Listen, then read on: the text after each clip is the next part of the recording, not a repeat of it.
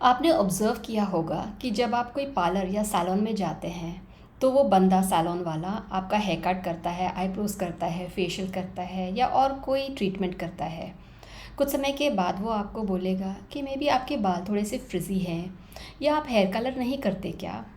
आप तब तक ठीक थे, आपको आपके बालों से कोई प्रॉब्लम नहीं था, लेकिन आपके मन में एक डाउट आ जाएगा और आप सोचोगे कि चलो करा ही लेते हैं। वो बंदा अपनी जगह गलत नहीं है क्योंकि वो अपना बिज़नेस चला रहा होता है, लेकिन हमारी ये रिस्पॉन्सिबिलिटी बनती है कि हम हमारे लिए क्या सही और क्या सेफ़ है ये जानें। तो आज के एपिसोड में हम जानेंगे हेयर डाइज़ और हेयर कलर्स का इम्पैक्ट हमारे हेल्थ के ऊपर। Hello, I am doctor Shabana and welcome to the मेडिबाज़।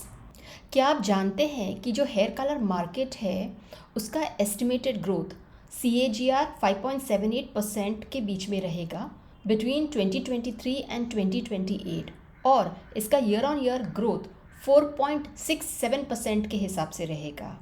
यानी कि जो मार्केट 23.15 बिलियन डॉलर्स का था 2021 में, वो 2022 में 24.27 बिलियन डॉलर्स का है। इसका मतलब ये है कि जो हेयर कलर मार्केट है और ये कंपनीज़ हैं, ये काफ़ी अच्छा खासा प्रॉफिट कमा रही हैं। इंडिया में भी 2015 से 2020 के बीच में हेयर कलर का मार्केट 11.93% से ग्रो किया है। इनमें जो परमानेंट हेयर कलर मार्केट है उसका शेयर 39.65% और जो semi permanent hair colour market है उसका शेयर 19.62% का है। तो ये तो क्लियर है कि जो हेयर कलर मार्केट है और ये कंपनीज़ है, ये अच्छा खासा पैसा बना रहे हैं। और ये किसका पैसा है? ये आप और मैं जैसे लोग ही कंट्रीब्यूट कर रहे हैं इस ग्रोथ के लिए। क्योंकि जब हम कोई ऐड देखते हैं जिसमें एक बहुत सी अच्छी सी खूबसूरत फिल्म स्टार अपने बालों को रंगवाती है और अपने बाल ऐसे ऐसे लहराती है और कहती है यू आर वर्थ इट, तो आपको लगता है yes I should be worth it, और आप तुरंत जाके वो हेयर कलर ख़रीद लेते हो और उसके जैसे सुंदर दिखना चाहते हैं। लेकिन क्या आप जानते हैं कि इंडिया में जो कैंसर का रिस्क है वो भी उतनी ही तरह से ग्रो किया है और इंडिया में कैंसर भी उतनी ही तेज़ी से फैल रहा है। क्योंकि जब 2022 में 14.6 लाख केसेस होते थे कैंसर के सालाना, वही आंकड़ा अब बढ़ के 15.7 लाख हो गया है। और इंडिया में जो सबसे कॉमन कैंसर है वो है ब्रेस्ट कैंसर। मैं आपको एक ग्राफ दिखाती हूँ जिसमें आपको ये जो डिस्ट्रीब्यूशन है इसका पता चलेगा। आप मुझसे ये कह सकते हैं कि आपने तो लोगों को हेयर कलर करते हुए देखा है लेकिन उन्हें तो कोई प्रॉब्लम नहीं है। या दूसरा आर्ग्यूमेंट ये हो सकता है कि आपको खूबसूरत नहीं लगना चाहिए, आपको बाल कलर करना अच्छा लगता है, तो then what is the problem. इसमें मैं आपको बताऊंगी कि एक स्टडी है जिसमें ये पाया गया है कि आप जितने ज़्यादा साल अपने बालों को हेयर कलर करोगे या हेयर स्ट्रेटनर यूज़ करोगे, उतना ही प्रोपोर्शनेटली जो कैंसर है उसका रिस्क बढ़ता है। यानी अगर 15 साल में लगातार आपने यूज़ किया है और उसमें एक साल में 5 बार से ज़्यादा अगर उसको यूज़ किया है तो ब्रेस्ट कैंसर और यूट्राइन कैंसर का रिस्क उतना बढ़ गया है। अलेक्जेंड्रा वाइट ने एक स्टडी की है जिसमें उन्होंने पाया है कि अगर किसी महिला ने अपनी लाइफ में कभी भी हेयर स्ट्रेटनर यूज़ नहीं किया है तो उसमें यूट्राइन कैंसर का रिस्क 1.6% था, और अगर किसी औरत ने रिपीटेडली हेयर स्ट्रेटनर यूज़ किया है तो उसमें उसी यूट्राइन कैंसर का रिस्क 4.1% है। यानी क्लियरली यूट्राइन कैंसर का रिस्क हेयर स्ट्रेटनर्स यूज़ करने से रिपीटेडली जो है वो 3 गुना बढ़ गया है। तो यस, अगर आपको ओकेजनली हेयर कलर करना है या हेयर स्ट्रेटनर करना है तो इसमें कोई दिक्कत नहीं है, लेकिन अगर आप ये चीज़ रिपीटेडली कर रहे हैं तो आपको थोड़ा बहुत केयरफुल रहना चाहिए।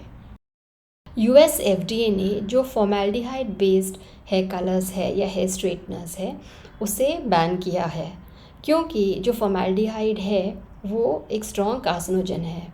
फॉर्मेल्डिहाइड ऐसा सब्सटेंस है जो हम MBBS के टाइम पे डेड बॉडीज़ होती थी उनको हम प्रिजर्व करने के लिए यूज़ करते थे, और ये फॉर्मेल्डिहाइड के जो फ्यूम्स होते हैं यानी इसमें से जो वेपर्स निकलती हैं ये आँखों के लिए और स्किन के लिए बहुत ज़्यादा टॉक्सिक होती हैं।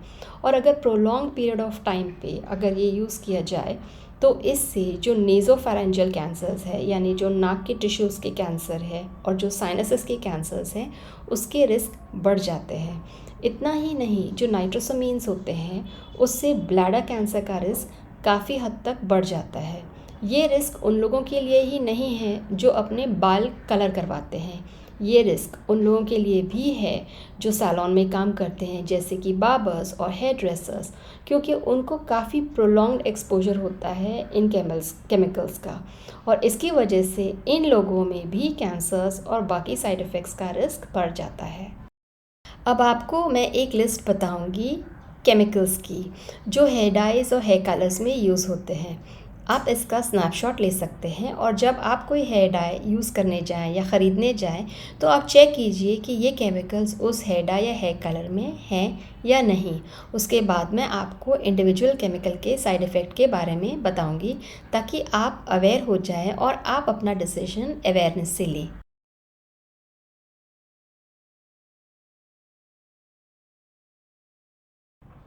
जो पीपीडी कंपाउंड है यानी पी फिनाइलिन डायमीन, ये darker shades of hair colour में पाया जाता है, यानी जो डार्क ब्राउन्स और ब्लैक्स वगैरह होते हैं उनमें। अगर ये 4-ABP के साथ कंटामिनेटेड हो तो ये स्किन की एलर्जीज कॉज कर सकता है और स्किन को इरिटेट करता है। इसके अलावा ये कैंसर भी कॉज कर सकता है। जब पीपीडी हाइड्रोजन पेरोक्साइड के साथ मिलता है तो ये डीएनए ऑल्टर करता है, यानी कैंसर कॉजिंग एजेंट कार्सिनोजन बन जाता है, और ये रेस्पिरेटरी टॉक्सिन भी है, यानी हमारी सांस की नली को ये डैमेज कर सकता है। जो रिसोर्सिनॉल कंपाउंड है वो थायराइड फंक्शन को इफ़ेक्ट करता है और थायराइड की बीमारियां हो सकती हैं। जो अमाइनोफिनॉल्स हैं ये थायराइड ट्यूमर्स कॉज करते हैं। इथेनॉलामीन एक ऐसा कंपाउंड है जो अगर बाकी कंपाउंड्स के साथ कंटामिनेटेड हो तो नाइट्रोसामीन्स को बनाता है, और ये नाइट्रोसामीन प्रेगनेंसी को इफ़ेक्ट करते हैं, लिवर और किडनी को डैमेज करते हैं, और ये ब्रेन टिश्यूज़ को भी डैमेज कर सकते हैं। जो 1-नेफ्थॉल है ये स्पर्म का डीएनए डैमेज करता है, यानी पुरुषों में फर्टिलिटी इश्यूज़ हो सकते हैं।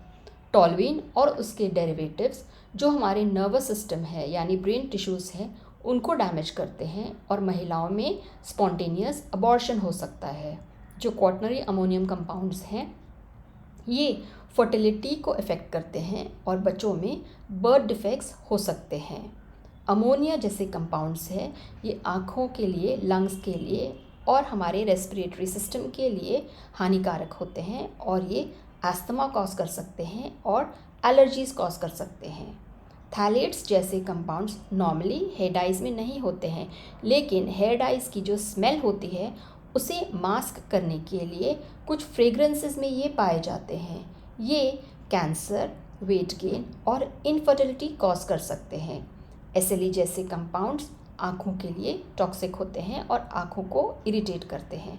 जो प्रोपिलीन ग्लाइकॉल है अगर ये 1,4-डाइऑक्सेन के साथ और इथिलीन ऑक्साइड के साथ अगर कंबाइन होता है तो ये हेडेक, नौजिया और जो रिप्रोडक्टिव सिस्टम की बीमारियां हैं इसे कॉज करता है। जो मिथाइल क्लोरोथायोजोलेनोन कंपाउंड्स हैं वो हमारे सॉलिड ऑर्गन्स के लिए टॉक्सिक होते हैं, यानी कि हमारे लिवर, किडनी, लंग्स एट्सेट्रा, और ये ब्रेन टिश्यूज़ को भी डैमेज कर सकते हैं। डॉक्टर्स अक्सर एक गर्भवती महिलाओं को एडवाइस देते हैं कि उसे अननेसेसरी केमिकल एक्सपोजर नहीं करना चाहिए। अगर एक mother first trimester of pregnancy यानी जो फर्स्ट 3 मंथ्स ऑफ प्रेगनेंसी होते हैं ये काफ़ी क्रिटिकल होते हैं, इसमें बच्चे का ऑर्गन डेवलपमेंट हो रहा होता है। तो इस स्टेज में अगर केमिकल एक्सपोजर होता है तो बच्चों को जो लिम्फोमास और ल्यूकेमियास का रिस्क होता है या न्यूरोब्लास्टोमास का रिस्क होता है ये बढ़ जाता है। इसीलिए एक मदर को केयरफुल रहना चाहिए हानिकारक केमिकल्स के एक्सपोजर के लिए। ये माना कि कैंसर का जो इंसिडेंस होता है ये एक मल्टीफैक्टोरियल होता है, यानी वी कैन नॉट से कि सिर्फ हेयर डाई या हेयर कलर कैंसर कॉज करते हैं। जेनेटिक कंपोनेंट्स होते हैं, एनवायरनमेंटल एक्सपोजर होता है, लाइफस्टाइल होता है और बहुत सारे ऐसे फैक्टर्स होते हैं जैसे वायरसेस एट्सेट्रा। लेकिन देयर आर सम थिंग्स अगर हम उसका रिस्क कम कर सकें तो यस, हम हमारे जेनेटिक्स या बाकी फैक्टर्स पे शायद से कंट्रोल नहीं कर पाएंगे, लेकिन जो चीज़ हम अवॉइड कर सकते हैं वो तो हम कर ही सकते हैं हमारी हेल्थ एंड सेफ्टी के लिए। तो अगली बारी जब भी आपको कोई हेयर ड्रेसर आपको बोले कि maybe your hair is a little frizzy and why don't you colour it, don't just jump at it, tell them that you will think over it and get back to them. You are worth a lot. आपकी ज़िंदगी important है। उम्मीद है आज का episode आपको पसंद आया होगा। अगर पसंद आया है तो लाइक, सब्सक्राइब एंड शेयर करें। And thank you so much for watching.